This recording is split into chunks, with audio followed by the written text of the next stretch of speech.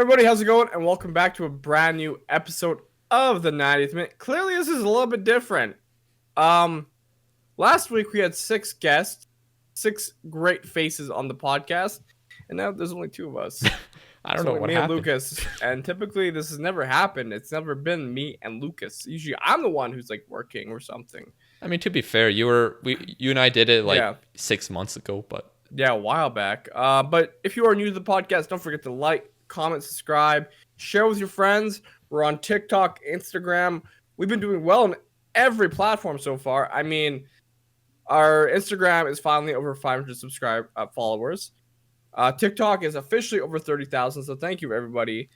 And thank you for everyone who supported my Twitch channel. Sorry to self-promote, twitch.tv/itswas. Thank you. It's been amazing. You guys are all icons and legends. But just right now, shame on Greg and Liam and Matt for not being here. I don't care if you have commitments. Not commitment comes first. You see me at work. When I'm at work, I make time for this podcast. You call them randomly and say nonsense. Exactly. But no, actually, no offense to them. They're all busy. Greg is unavailable for whatever reasons. Liam might show up later. We don't know. Matt's with family. Yeah. But let's get into the football. We've covered all the bases. But let's not forget YouTube subscribers. We're almost at 2,800 subscribers, which is incredible. So thank you for all of you coming in. Also, to the people listening on podcast apps, thank you so much for continuing listening. A lot more of you are listening. A lot more of you. A couple of my Twitch followers, they keep saying like how they listen to us while they're like at work or they're going for a run. So credit to you guys and good job for staying active. Yes, it's something I've had to challenge with the last few weeks for some reason. But hey, so we're here right now. Let's talk about some Bundesliga was. The Bundesliga is back, yeah. Yeah. It's good. Very exciting. It's been the biggest news this week in football, clearly. Yeah, Lucas, what are your thoughts on how it's been going so far? Yeah, I know a lot of people were complaining, oh, no fans, it's not the same. I didn't have any problems with it. I didn't really have any problems. It just kind of lacked that character, I guess. Is this the right word? As Brendan Rodgers would always say, character. I don't know. But I think like the players were still working very well. There's still some sloppiness from a lot of the players because they haven't played in a while. But I thought it was kind of interesting just hearing the players yell on the pitch, hearing the net hit the back of the net. I didn't really go out like, oh man, there's no fans out here. I didn't really think like that. There's a part of me that kind of actually enjoyed it without the fans. It's a different perspective on the game. I don't know. It's just interesting to see the players. You can hear them reacting. Like it seemed like the game's in a kind of a different pace as well. I don't know. It's so unique. Yeah, and the only time I didn't really enjoy it was when I was watching Köln versus Mainz when apparently there's some advertising board that was like was flipping around during the match, and you could just hear it throughout the whole match. Oh, okay, that's weird. But other than that, like the players were playing to the best of their ability. I would think at least some teams were. It was strange because you start to notice little things that you would typically not notice, like not only just on the pitch, but even kind of a little bit off it. Like I'm watching that Bayern versus Union Berlin game. Like that tree on the corner of the stadium is very nice. I don't know. There was a tree by the stadium. Like that's very nice. I don't know why. I enjoy that. In the Köln match, they showed some supporters. There's a stuffed bear with a mask and a stuffed goat with a mask, as well as a Lucas Podolski kit. Yeah, it's strange, but I kind of liked it. For whatever reason, without fans, I was kind of able to pay attention more to the match, I guess. I feel like you tend to focus more on the little things of the game. Yeah, a little. Like, I guess so. I guess we should get into the matches so we can, I guess, go more into detail. Yeah. Yeah, so the match, they started with Dortmund versus Schalke, the Riviera Derby, which is incredible. Yeah. Only the mother of all derbies is dubbed. Yeah, and not much of a derby this one. 4-0 for Borussia Dortmund, but in the first 10 minutes, it looked a little even. Like both teams were pressing really high up the pitch. I thought it was rather sloppy as some would predict. Oh, for going sure. into this game, yeah. I thought there was some passes that were not incomplete and just like I don't know. I guess the best comparison is it was like a preseason match. It's the way you look at it. There's still some intensity. Like Schalke were Yeah. pushing high up the pitch. Dortmund were still pushing high up Well, the pitch. there's But more than a lot. Actually, I think before we get more into the match, I found it kind of unfortunate that Reyna, the American youngster, he was supposed to start the match, but like within 2 minutes before the match, he gets a little injury in training or in the pre-match and gets swapped out for Thorgan Hazard. yeah, it was gonna be his first start for Dortmund. But Yeah, I was excited to watch Giovanni Reyna start, and I want to see like what all the hype's about because I've only really seen him on YouTube. But yeah, I was kind of like, really? I mean, Thorgan Hazard clearly took his chance pretty well though. yeah, he had a pretty damn good game. Yeah. But with Giovanni Reyna though, like I didn't even realize he was supposed to start because I woke up like 5 minutes before kickoff and I just didn't even look at the lineups, and then I saw it later on Twitter. I woke up like 10 minutes before the match.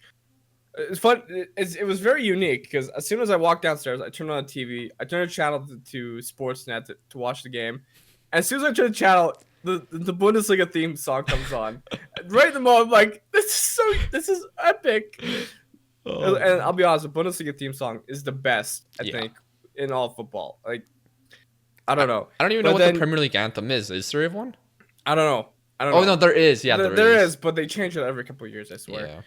But yeah, Giovanni Reyna was supposed to start the match, and literally like 2 minutes before kickoff, he gets injured in the warm-up, and then Thorgan Hazard, I'm pretty sure, replaces him. Yeah, and so people were surprised no Jadon Sancho to start the match, which I was surprised too. He's been probably Dortmund's best player this season. Yeah, no, there's no doubt, but that was kind of weird. I kind of like, I know it's like, where's Jadon Sancho? But he did come on later in the match. He looked a little odd. Yeah. I mean, let's get into the match more. So, what did you think, Lucas? I thought I was very impressed by Dortmund. Their attacking movement were just a lot more sharper compared to Schalke, which is a simple thing to say, especially with the scoreline finishing 4-0. But like that first goal, it just says it all. The nice flick by Brandt leading to the ball to getting to Hazard, and then there was fantastic cross. So much sauce on the build up of that goal, just from like just a movement, the build up. I mean, Thorgan Hazard's little like back pass to no, it was Brandt's back pass to Thorgan Hazard and Thorgan Hazard to Haaland. And I thought, oh, what a way to start off the Bundesliga. Yeah, that was such a nice goal. Like, that's what the Bundesliga is about, in my opinion. Yeah, man. It was just quick and just dynamic passing and a simple finish, but the celebration was pretty funny too. They didn't hug each other, did they? No. I think Haaland was dancing and they were clapping at him from distance. Did you see his like kind of post-match interview? Yeah, he's done stuff like that before. Yeah, if you haven't seen Haaland's post-match interview for this game, I highly recommend you check it out. It's quite funny. It was awkward but funny. How do you think of that match, Haaland? It was good. Anything else you want to say? No, but other than that, it was mostly Dortmund dominance, I guess. I mean, they pressed well. Schalke, I don't think they had many clear chances, did they? In the first half, I think they did. I'm pretty sure Berkey. I want to say it's around the 20-minute mark where Berkey made a good save, but I'm having a hard memory from it right now. But Schalke were pressuring Dortmund. I think they did actually win a free kick outside Dortmund's box at one point, and were looking threatening, but I guess they just couldn't keep up with Dortmund as the match kept going on, and the side with more quality showed. Do you think Brandt was the man of the match? Because he looked like he just came to play. Honestly, it's either Brandt or Thorgan. I kind of want to give the Brandt because I felt like Brandt was kind of making things run for Dortmund. He was kind of the maestro. He was pulling the strings. I don't know. I feel like a lot. Like I saw on Twitter a lot of like headlines. It was all about Thorgan and Haaland, but where's the love for Brandt? I think some people were giving love for him. I think they were, but I feel like that man. I thought he played great. Yeah. Did you see his pass to Pjanic? I think I missed that one. No. Yeah, I didn't see it during the match. I saw it later because I stopped watching at halftime to watch a different match. but apparently he pretty much did like not a scorpion kick, but the ball was behind him and he just back-heeled it right to Pjanic, who was like 20 meters away. Yeah, no. Who scored the second goal in that game? The second goal, I forget. Let's see. Let's check quickly. Was it Thorgan or was it Thorgan scored the third? I think it was Thorgan. So I know Thorgan has already had a nice finish for one of his goals, kind of on the left-hand side of the box. Oh no! Oh right, it was Rafael Guerrero. It was a great pass by Brandt, and Guerrero finished it on with his left foot. That had the clean finish. Yeah, I think a lot of people haven't given him enough praise this season. He's been very good for Dortmund. Yeah, before the league stopped, he was he's really impressive. I really think he's a much better.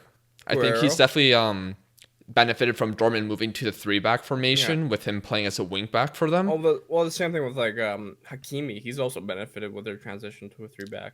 Yeah, like he also looked good in the game too. Yeah. Oh, but you want to talk about Todibo, the Schalke center back? You probably know more than me. He got it looked like he got injured a few times during the first half. Like the involvement with Hakimi earlier, I think so, yeah. Yeah, he went on the rubber on the advertisement boarding. I saw that. Yeah, that was unlucky. Also, during the corner kick though, right after that, I think he told Haaland to f his grandmother. No, I remember that they were got into a bit of a scuffle in the box, and it was kind of like, oh god, come on guys, relax. I mean, Haaland shoulder barged him. Yeah, that was weird. I don't understand that. I mean, Haaland's I didn't do anything. He knows what he's doing. But yeah, I think not a good match for Topido. I mean, not a good game for Schalke in general. I mean, I think the last time Dortmund and Schalke played, it finished 4-4. Dortmund had a strong lead and they came back, or was that another match? That was a different year. I think it was 0-0 this season. Okay. Let me look real quick. Yeah, I think the 4-4 was a few years ago when Peter Bosch was their manager and Dortmund were winning 4-0 at halftime and it ended up drawing it. So that's a name I haven't heard in a while. Oh, okay. So yeah, what happened is, to sum it up, Haaland had the first goal, Guerrero had the 45th minute goal and the 63rd, and then Thorgan scored in the 48th. Yeah, and I think you said after the third goal you just watched a different match so you could. Yeah, I switched to I think it was Augsburg versus Wolfsburg. Yeah, let's talk about that one because I did. Yeah, that was an interesting match because it didn't seem like it would be a close match on paper, but Augsburg were leading at halftime, I think.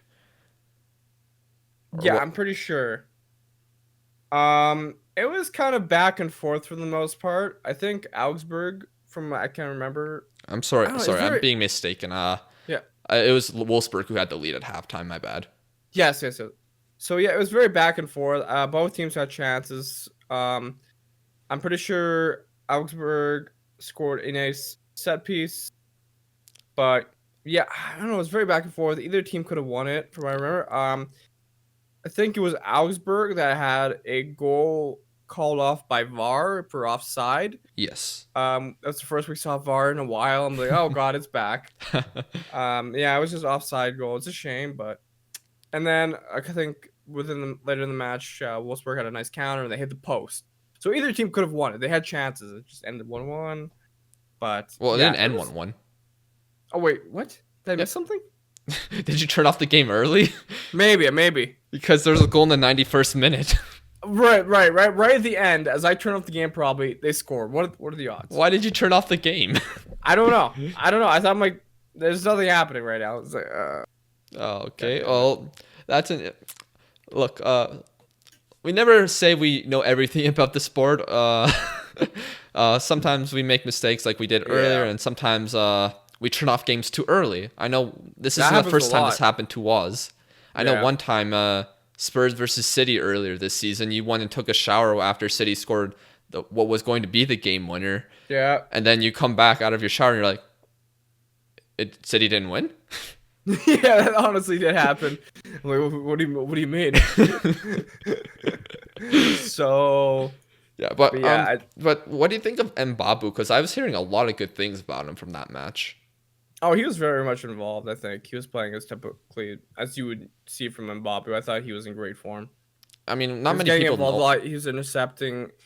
Yeah, a lot of people don't give him enough praise when it comes to Bundesliga, like wing backs. So yeah, because he pretty much was the main reason why Wolfsburg won the match at the end. Like he pretty much got dribbled past like 3-4 different people, and that ended up him passing the ball to Ginczek for the winner. Mm-hmm. Yeah. Okay. So good win for Wolfsburg there. Yeah, 3 points. I mean, can't go wrong with that. Yeah. So I went and watched Freiburg versus Leipzig after the first half of the Dortmund match because I wanted to watch something a bit more competitive. Yeah. And this was pretty competitive. It was 1-0 Freiburg at halftime, so I was intrigued to see how Leipzig would perform in the second half. And right when I started watching, they make a substitution. They take off a defender, bring on an attacker. I think it was, I want to say it was Sabitzer, but right afterwards, Leipzig were just on it, making chance after chance after chance. Poulsen probably should have had a hat trick this match. He missed some of the easiest chances I've seen in a while. Well, obviously there hasn't been a lot of matches recently, but he obviously wasn't looking quite sharp. Timo Werner, I wasn't really seeing too much of. But yeah, Poulsen was, and also Andrea. I think it was actually Andrea Lookman who came on at halftime, and he did get the American. No, the Englishman. Oh my god. Tonight's not been my night. So we're recording at 11:30 right now at night, so we might be a little tired. So apologies if we sound completely off of it right now. To be fair, there are a few Americans right now playing in the Bundesliga. So. Yeah, Adams is on Leipzig, so that's the American on there. But Lookman, he had a very easy chance, which he somehow missed. I couldn't believe it, but Leipzig did end up getting an equalizer. It was a goal from, who was it? Yeah, it was Yusuf Poulsen. He finally scored a goal after missing several chances. But Freiburg thought they won it late in the match from a set piece, but it was ruled out due to offside, and the match ended 1-1. And it was not good for Leipzig, who were trying to stay in the title race, and now they're starting to drift further away. Yeah.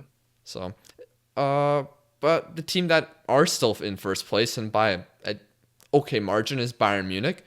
They played Union Berlin today, and not a bad match for them. Did you watch, Lucas, or no? Unfortunately, I wasn't able to check this out, but I did watch this match. It was actually an interesting match. It was a bit slower than, of course, compared to Dortmund versus Schalke. Bayern won 2-0. But actually, in the first half, Union Berlin did create some good chances. They were exciting on the break. I don't know. I thought they had a few chances in the first half, but once, of course, once Bayern start rolling, they start to dominate the game. They don't really, let the team counter as much. I thought Alphonso Davies, our man, the Canadian from Edmonton, he had a fantastic match. He seems like he hasn't lost any form since the break. His stamina, his fitness, same thing. His pace, his blistering pace, but not only that, his defending was phenomenal. I thought he tracked back phenomenal. Like, he was very strong. I don't know. He's everything you want in a wingback. Yeah. I was hearing lots of praise from him. People. Yeah. I'm really happy for him. I wish I was able to watch it, but unfortunately, I have things to deal with. Like, he was not only like he was running up and down the pitch both ways constantly. Like, this man has incredible fitness for a player at his age. You would love to see. I was during one of the Bundesliga halftime matches. I know Sportsnet, they showed a special segment about Alphonso Davies and his old coaches in Edmonton from his old junior high school, where they said he in track and field he competed in the 100, the 200, and the 1500, and I think he won all of them. I don't know. Every time I see Alphonso Davies play for Bayern, I feel so proud because he's from Edmonton, our hometown. So I don't know. It's crazy to see how he went from Edmonton to Vancouver to Bayern. I'm sure we're going to talk about him more later in the podcast because we have some questions about Canada. But yeah, some other players that stood out for me in that game were definitely Kimmich. I thought he played a very good game. He was creating a lot of chances. He was playing well box to box. And of course, Robert Lewandowski, our favorite Polish striker. He scored a fine finish for a penalty. What else can you expect from him? Like, honestly. Other than goals, not much else. Yeah. Actually, you could expect a lot. He's just that damn good of a player. Yeah. Other than that, it was just a very dominant result from Bayern. You would expect to be a smashing victory, but I mean, they're back from break. I thought they were sloppy at times. Like, if I'm going to compare them to Dortmund and Bayern right now, I would say Dortmund looks a little bit better, but of course they played a couple of weeks and that'll be the decider. So, that's a question for you guys right now. What did you guys think of the Bundesliga matches? What did you think of Bayern, Dortmund, and Gladbach, Leipzig, all these teams? Yeah. I got to watch one more match. Oh, okay. Yeah, I got to watch Mainz versus Köln it was in the morning in our time. But, okay. I missed the first half, but it was 1-0 for Köln at halftime. Okay. But the second half was absolutely brilliant. Köln started out great. They were for sure the better team, it looked like, and they're creating several chances. Mark Uth getting involved, and they ended up scoring a second from a fantastic cross from I think what's his name? He's a Belgian guy on Köln, I believe. It was scored by Kynes. Okay. And it was Köln. I thought they were just gonna run away with this match because Mainz didn't look like they were here to play, but Köln let them back into the match. They made it 2-1, and then I think a lot later in the match, some guy on Mainz I don't know if he was a midfielder or a defender, but he just has the ball and dribbles up the half of the pitch. Like, the Köln players are just backing off, letting the guy have the time and space to just get by them, and he just gets past all of them and just scores so easily. It was pretty comedic defending there, but it ends 2-2, and a fun match to watch, really. Not really two clubs I would expect myself to be watching on a regular weekend if things were normal, but I'm glad I did. Another match that I think we both missed was Gladbach versus Frankfurt. Oh, yes, I watched that one too. Okay. Yeah. That one was interesting because it was 2-0 for Frankfurt in the first 10 minutes. Yeah, Frankfurt just I think this is just a common theme right now. Yeah. Some teams are just not on it. I mean, it was such simple goals for Gladbach to score. Honestly, they were definitely the better team, and I think it was Marcus Thuram who scored the first one. It was Playa. Marcus Thuram scored the second one. Simple goals, really. And I also saw the worst miss I've ever seen in that match. Or you could say the best goal line clearance. Okay. You remember Hoffman was? Oh, I've heard of the name, yeah. Yeah, it was pretty much 3-on-0, or 3-on-1. The goalkeeper was out of the net, but Hintenberger on Frankfurt was on the goal line. Yeah. Hoffman had the whole right side of the net wide open. He shoots on the left, and Hinterberger just blocks it. Hinterberger has been pretty solid this season, I've heard. He's been a good defender. Oh, I haven't watched that much of him this season. But I just know he has a team of the season in FIFA. But Frankfurt definitely have had a drop back from last season, mostly because their three best attacking players left the club. Yeah, that's fair. Yeah, they did have some really good players last season. So yeah. But anything else to add on to that match? Not really. It seemed just like a casual strolling match for Gladbach for the most part.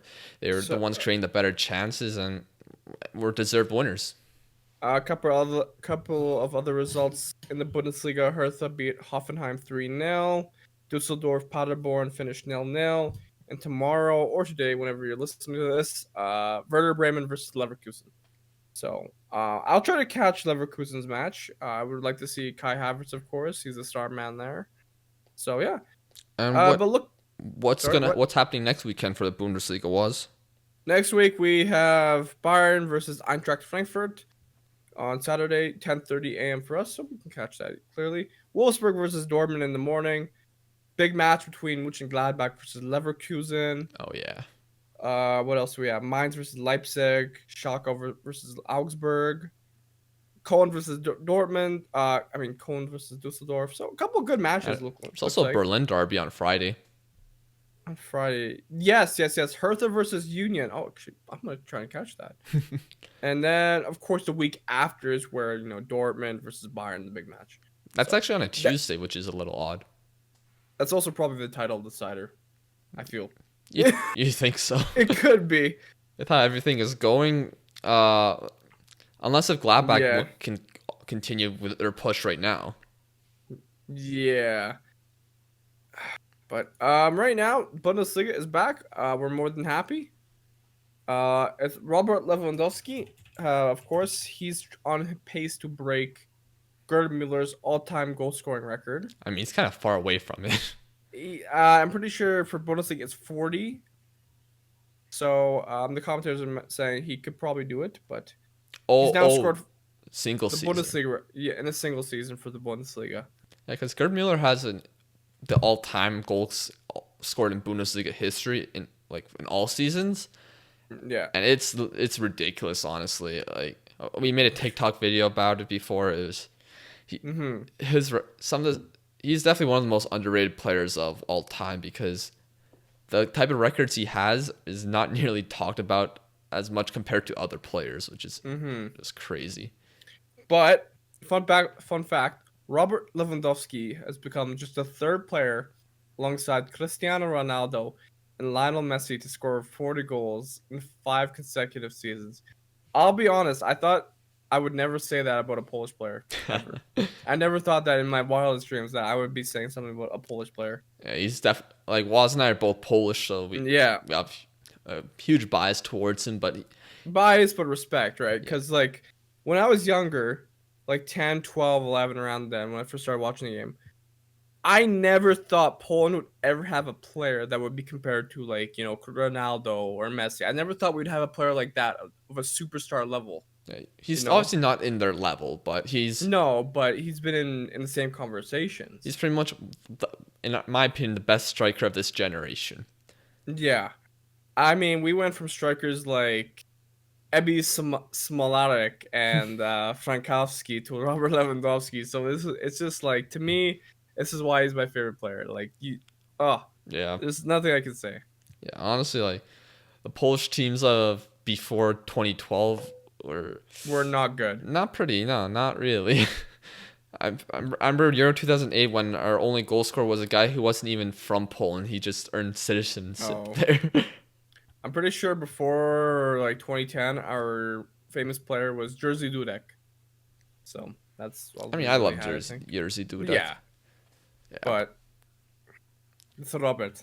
Yeah, so I even follow his wife on Instagram. It's great. Why? She provides very good information about nutrition and stuff. Oh, that's good. Yeah. Now let's move on to some different topics quickly. Now let's get through these quickly. There were some Juventus fans very angry on Twitter today. About what? There's this transfer rumor, which is gonna sound ridiculous. Oh, I think I've heard of this. This was a ridiculous report, which I'm pretty sure was denied by Juventus. Thank God. It was pretty much Juventus was going to offload Pjanic, De Sciglio, and 22 million euros for Nelson Semedo. I heard about this because my Twitch chat is filled with Barcelona supporters, and somebody was saying, "Oh yeah, Semedo is going to Juventus for Pjanic." I'm like, "Well, is this confirmed? What is the source?" And no one was answering. I'm like, "Is this happening? What?" Yeah. Okay. Before we talk about whether this was legit or not, what do you think if this actually happened? What would be your reaction? I mean, if it's a swap deal between Pjanic and Semedo, I wouldn't be surprised because there's been talk of player swaps happening because of COVID. But the rest of it, I'm like, that's just ridiculous. Yeah. It's too much for Semedo. Too much. Yeah. Later, I think Gianluca Di Marzio, they later reported saying that Juventus would only give Pjanic away to Barcelona if Arthur comes in return. It's not a bad return. And it's got some promise to him. And right now, PSG are the leaders for Pjanic right now, but Chelsea apparently were also trying to get him. There was rumors earlier this week about a Pjanic Jorginho swap, which I still don't see as a great idea from Chelsea. I don't think Pjanic is a terrible midfielder. I know you said he's overrated, but I feel like he's one of those midfielders that does a lot off the ball compared to on it. I feel like he creates a lot of space for his teammates to make potentially, runs. but in my opinion, like Juventus' last match versus Inter, Pjanic did not play that match, and that was Juventus' best performance of the season. Okay. And I saw matches with Pjanic earlier in the season where Juventus just weren't fun to watch. They were just not looking like a great team really. They were just lucky getting wins, like and not lucky in the way Juventus in the past has done. Yeah, that's fair. I would say Juventus hasn't had the smoothest of seasons compared to the past. I feel like they've been rocky at times, and they just really dominate matches and get a goal or two and sit back. Yeah, I might be wrong, but that's basically the stereotype behind Juventus at the moment. Yeah, and don't really have much else. I just think for Barcelona, I think getting Pjanic in and letting go of a guy like Nelson Semedo or even Arthur is bad from their perspective. Like I don't see why they would do that, but I'm not a director of football. I'm not one in charge of football. I'm just a guy that enjoys the sport, seeing what I see, and sometimes us fans don't see what happens behind the scenes. Anything? Do you have anything else, Lucas? Did you hear about Hudson-Odoi? No, does he have corona? Oh, he did have it, but that's true.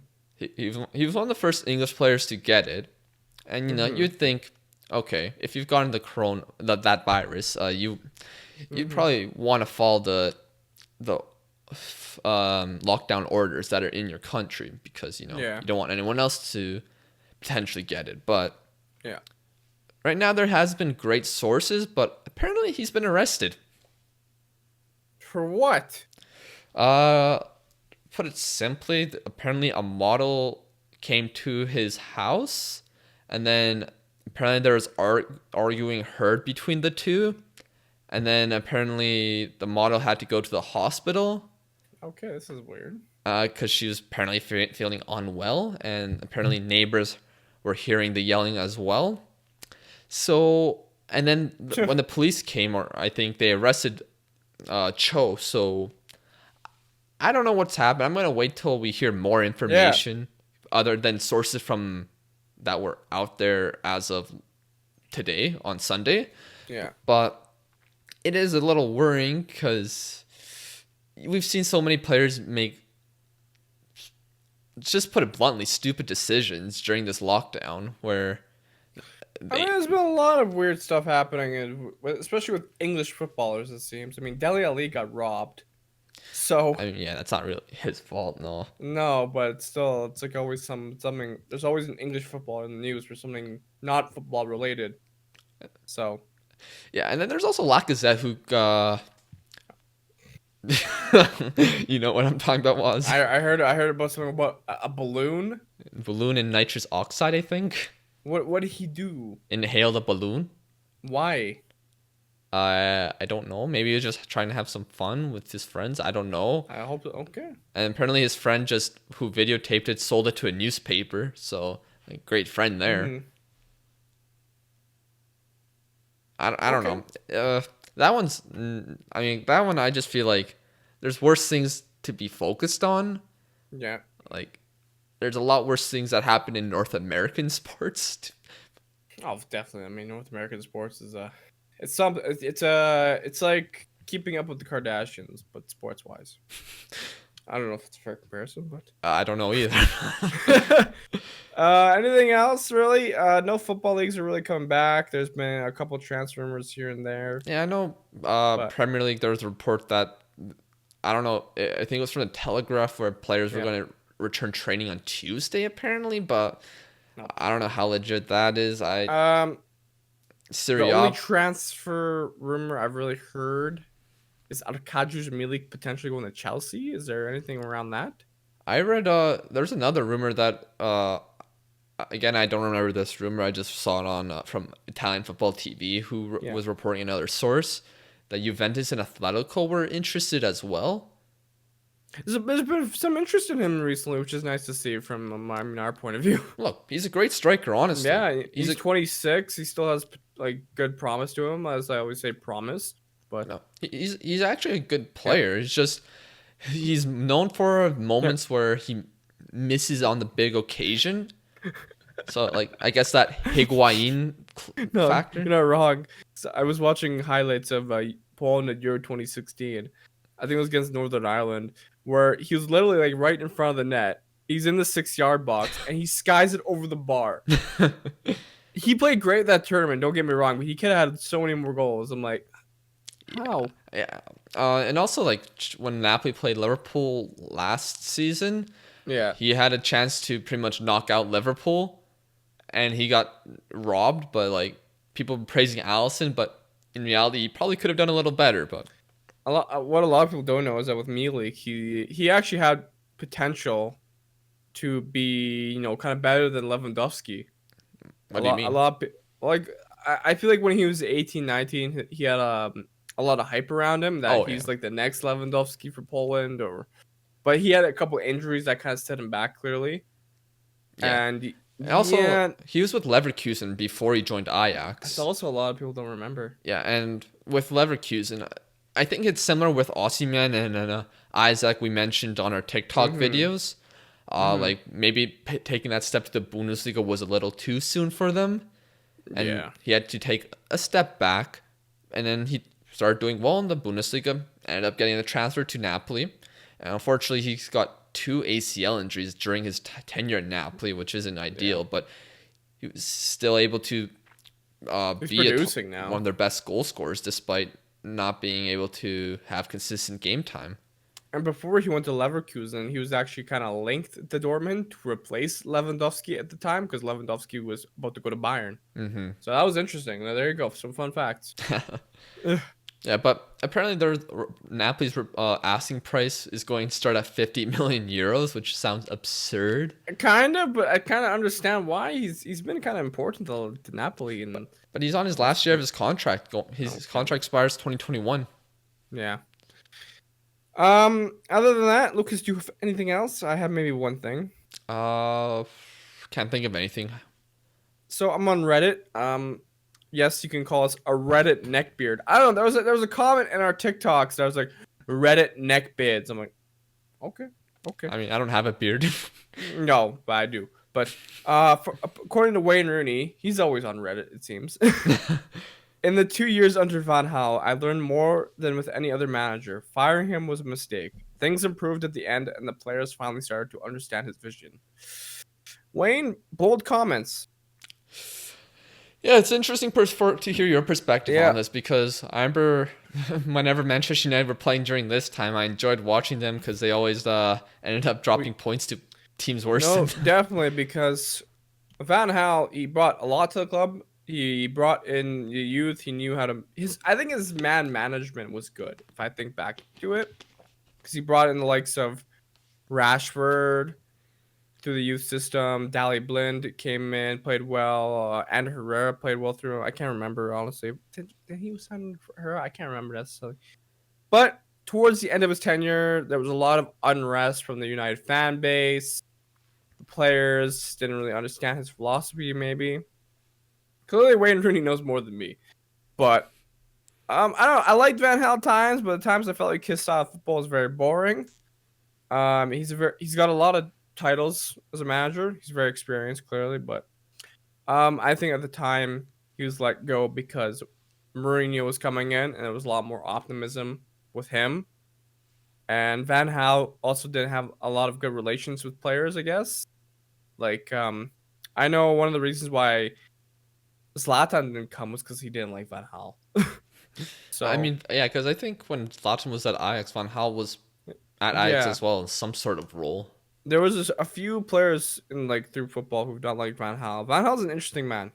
I mean, wasn't there an infamous time at Bayern where he was saying his players don't have balls or something, and then he showed his balls? Yeah, and then I don't know. This man has won titles in the past. He was really good at Barcelona at the time. I think. I'm not certain. He won the 1992 Champions League, I think, with Ajax. So he knew how to win trophies. He was respected. But now, different eras though. Like yeah, 2015 was a different time than 1992. Mm-hmm. Although he did have, I think, the best. He did have a good swan song. To be fair, he won the FA Cup in his final season. If anything, he was able to get the best out of Jesse Lingard. So that's Van Gaal for you. I mean, I thought that was Mourinho who got the best out of Lingard. They both, to an extent, because Lingard, I'm pretty sure, scored in the FA Cup final. But wasn't that... Or not, no, that wasn't Mourinho's, never mind. Yeah, because I don't think... Wasn't he on loan somewhere while under Van Gaal? I don't remember. But nevertheless. Yeah. Van Gaal definitely won a great manager. He had great moments in the Premier League, let's be honest. The falling down, yeah. Oh man, like, and also the mince, was it mince pies? Also vine? the fine vine. Yes. Okay. No. Also, he also clearly had issues with, I think, Angel Di Maria. So your favorite Manchester United player. Yeah. Question for you, Lucas, before we go into questions. Yeah. Would you say Neymar is a snake for leaving Barcelona? Yes or no? I don't think so.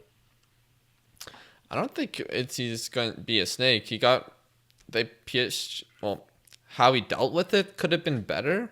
Mm-hmm. But PSG were willing to pay what his release clause was. Yeah. And it's not like PSG were a direct rival, even though they have competed in the Champions League several times. Mm-hmm. I don't see it as that. I just see it as I can understand why Barcelona fans would be annoyed with that decision back then, because he was going to be that guy to take over Messi's role and maybe give some more leeway to Messi, who wouldn't have to do as much. But as we see now, he does so much for the club. Yeah. So there you go. Yeah, I know it was brought up in my Twitch chat. I'm like, no way. He left the club because he wanted more of the spotlight on him.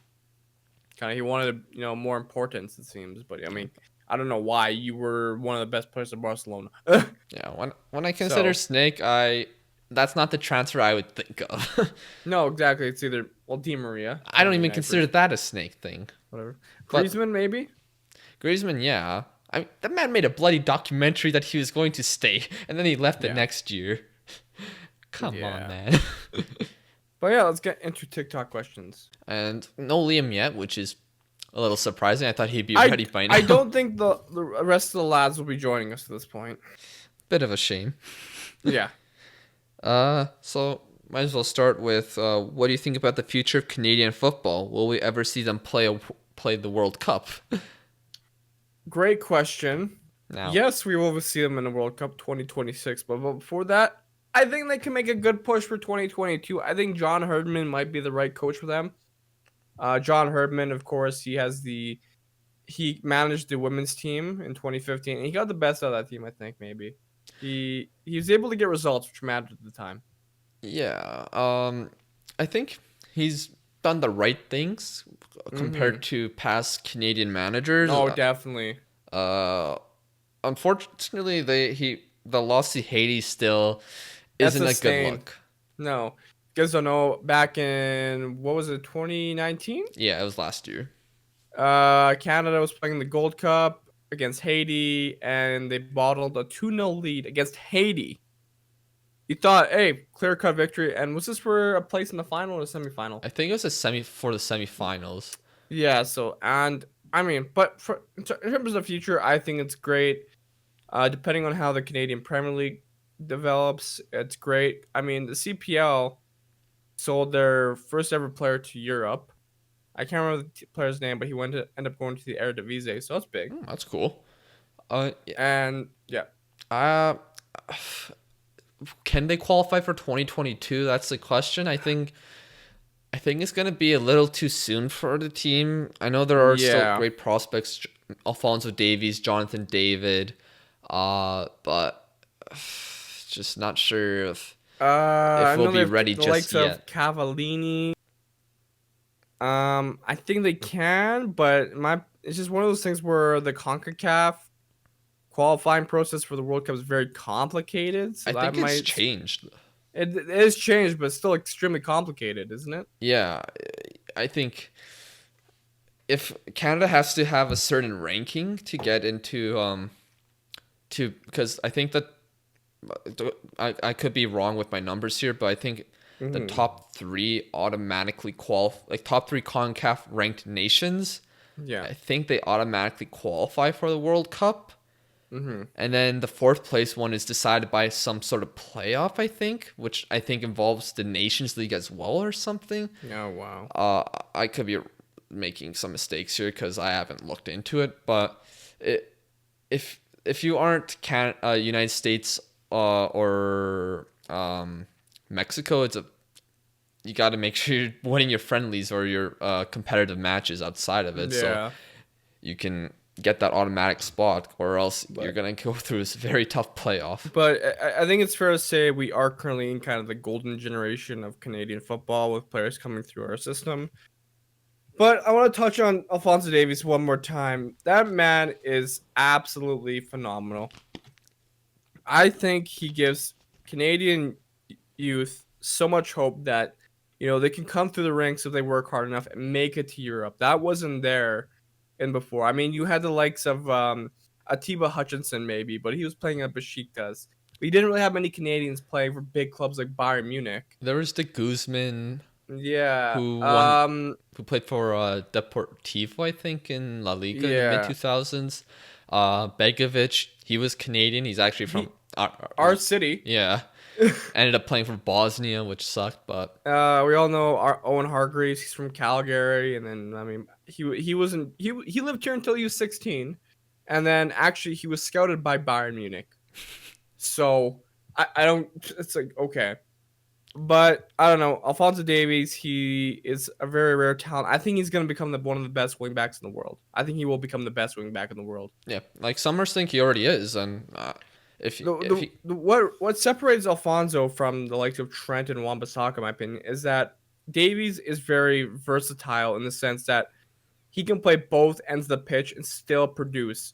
He can be very defensive, but if you want him to play striker, center mid, cam, wing, it doesn't matter. He can play every position. He is so intelligent off and on the ball. He is physically gifted.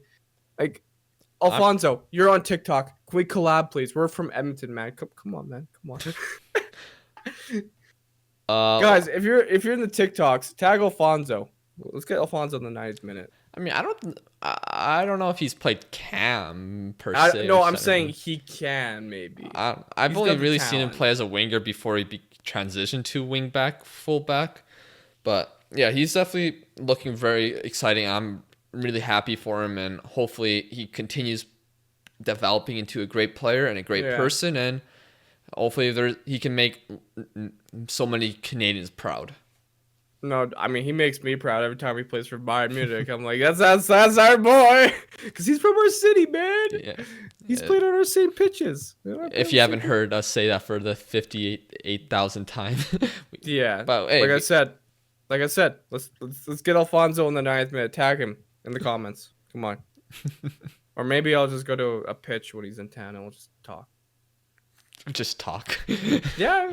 Also, I know we got a question asking us about the Canada-US youth development, specifically the US one as well. Yeah. Unfortunately, we aren't really able to answer that well because I just know that the US youth systems have been a lot of pay to play, which it's the same thing with Canada. It's almost pay to play. If you want to play for a club team, you almost have to pay your way through. Yeah, you still need the talent, but money is massively involved. Like I remember when I was trying out for a tier 1 club, and I made it to the last tryout, but I remember being asked a question. I don't know if it was in the last one or second last tryout where I got asked this question, but I was asked if we were going to this trip that this team was going on, and this team was talking about a trip going to Victoria, and this trip was happening during Easter weekend, and I'm my family celebrate Easter, so I'm like, well, one, obviously we can't really go to this trip because it's Easter weekend that we celebrate that, and two, I didn't say this to them, but the second reason was like, we can't really afford a trip so soon. Huh. Yeah. Because I'm pretty sure it was like an over $1,000 trip, which was kind of odd to me because I wasn't used to that type of stuff coming from where I played before. So I maybe I didn't show myself enough in the last tryout, but like realistically, if I made the team, the whole team would go on a trip to Victoria and I would have to stay home. So there might have been a reason why I didn't make the team, and I ended up playing for a tier 2 team, which is related to that club. No, yeah, I get. And also, I feel like, I mean, nowadays it's kind of easier to get scouted because of YouTube and all that. It's easier to get your name out there. So it's just the money. It's so expensive to play top football in Canada and America. Nah, I think it's not as bad in Canada. Like, you can still play at a good level in Canada for like a couple $100. Yeah, but still the fees are there. And then I know I was hearing a story from one of my friends were telling me there was this like Barcelona academy in our city, and they were trying to fund a trip to Europe for a tournament, and the trip would cost like $20,000. Jeez, something around there. Those Barcelona academy things around the world are a scam, honestly. No, they folded. Yeah, because of coronavirus, that Barcelona academy folded. And that's for the better. Those academies were not going to be beneficial at all. No. But yeah, like I know Canada football has, at least when I was playing, was quite political. I'm sure it's much more political in the U.S. And apparently with the new initiative they have, apparently it might help reduce the pay to play thing, because there is a lot of talent out there that don't get recognized, especially I believe the Hispanic community, or I'm sure there's so many good players in those communities, and they just don't get recognized because they don't have the money to pay for play at the higher levels, which is just completely unfair in my opinion. Let's go through some football questions. I mean, obvious football questions. Yeah. YouTube questions quickly. So how long do you think it'll be for Man United to win the Premier League and Champions League? It will not be 10 years. I can see them winning the league within the next five, like the fifth year probably being it. 10 years for the Champions League, that's so hard to say because no one really expected Liverpool to kind of explode and make back-to-back Champions League finals. So that's kind of hard to say. The Champions League is kind of more luck of the draw. I think they'll be more competitive. I think they'll be making more semifinals in the near future. They're building a team for the future, so it's exciting times for to be a United supporter, hopefully. Someone asked about us to talk about his team Glentoran in the league called the NIFL. Sorry, we forgot to do our research on this. I think it's a team in Northern Ireland. Lucas, I feel like let's skip this question. We'll answer next week. We'll do our research. What do you think about Leeds, Was? Well, I'm not a big fan of them as a United supporter, another one of our rivals, but they're doing well in the championship. They should be in the Premier League soon. The question is, will they be able to stay up in the Premier League? I think so. I think they got the right manager.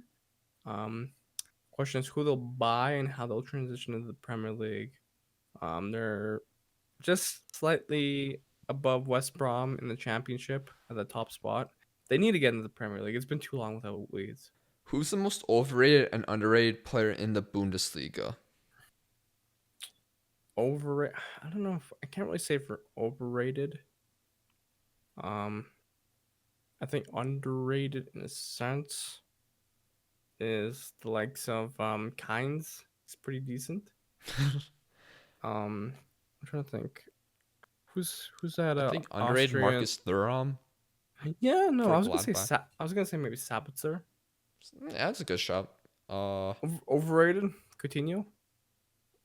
I think a lot of people just bash him right now, so yeah, that's maybe. I know. I think outside of the Bundesliga, I think people overrate Akanji. I know people who watch Dortmund know he hasn't been that good for them. I think we're gonna learn a lot about the Bundesliga in the next couple of weeks. Johnny Haber asks, which modern player would make a good manager in the future? I think Harry Maguire. I would say James Milner. Harry Maguire is an interesting choice. What modern day player would make a good manager? Hitting a blank right now. Probably. I wonder if Sergio Busquets would become a good manager. That's interesting. Maybe. But it's hard to know. Like, there's a name I'm trying to think of. I'm just having some Italian guy. I don't know. That's everything. All right. Anyways, guys, thank you for tuning in to another wonderful episode of the Ninth Minute. Of course, we were lacking a couple of our main men. I guess that's one way to put it. Check out, our latest videos in the career mode pro clubs. Check me out on twitch.tv/itswaz. Sorry. Check out Lucas Creative. He's got a channel. Thank you for all the support recently. It's been phenomenal.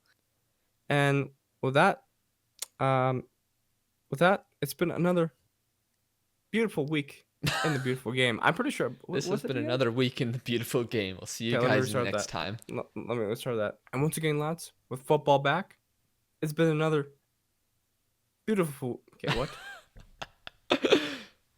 We should just stick with my outro. Okay. Anyways, guys, thank you. Peace out.